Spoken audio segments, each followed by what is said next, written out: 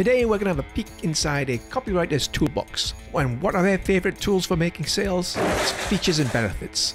You can use them to make very persuasive arguments to get people to buy. But if you don't use them well, those sales might just pass you by.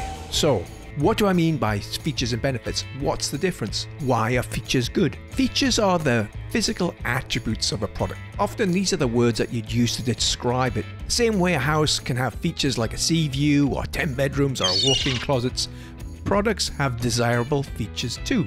The screen size of a TV set, whether it's 4K or 8K, Dolby sound, these are all attractive features for your customer.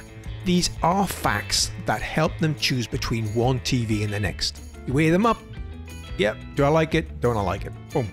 For clothing, a feature can be simply the color or its size or the fabric it's made from or where it was manufactured or who designed it.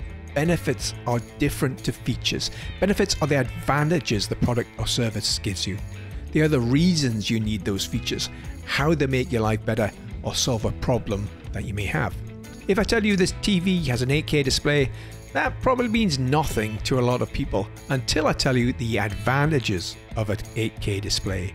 The richer skin tones, the lifelike detail, everything that will make a convincing argument. Features tell you what you'll get and benefits tell you why that is better for you.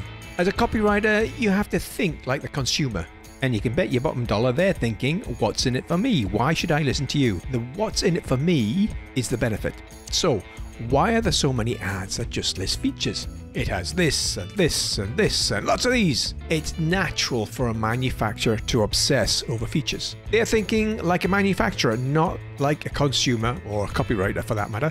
They are thinking, how can I make an amazing product? They probably came up with the idea for a product by thinking about how to solve a problem for their consumer. But in the development process, it is the features that become their obsession. They can spend months, if not years, perfecting the features of a product, all their time and energy. And for them, the benefit is so obvious, they think everybody will know it. But, and it's a big but, for the consumer, who only has a few seconds, not months or years to make a decision, the benefit is not so obvious. Copywriters are salespeople. We have to think about what is important to the consumer, what is the best way to start a conversation, how to make a compelling argument, and features and benefits both have a role to play. Then comes along the chicken and egg question. What comes first? Do you use features or do you wade in with the benefits? To answer that, you have to look at how people shop. Putting your hand in your pocket is at the end of the shopping trip, but the journey to that sale starts much earlier. In marketing terms, we call that the customer journey. You can roughly break that down into 3 parts: the awareness stage, the consideration, then purchase. In the awareness stage, your customer is not in shopping mode at all. They have no intention to buy when they see your message. A lot of manufacturers will think, well, let's just ignore these people. We'll just talk to the people when they're in a good mood to shop. But that would be a mistake. When they are in the mood to shop, they have already made a short list of products they like. If they have no idea you exist, you'll have a much tougher time getting on their list. At the awareness stage, features are fairly irrelevant because your customer doesn't even know what they're looking for. They haven't done any research.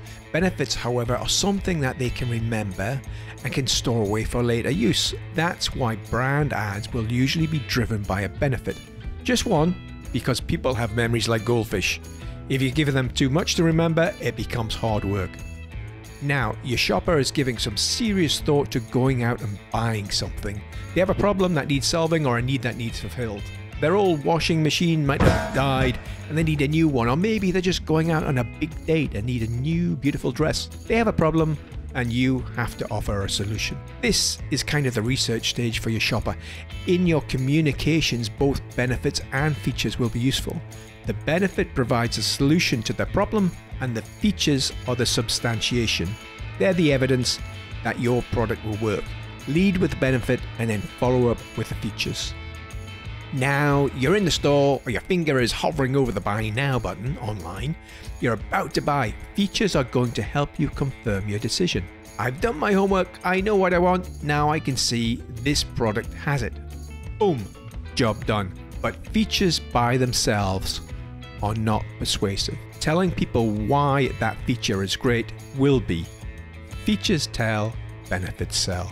And if you want to learn more about writing persuasive copy, here are 5 things that every small business should do.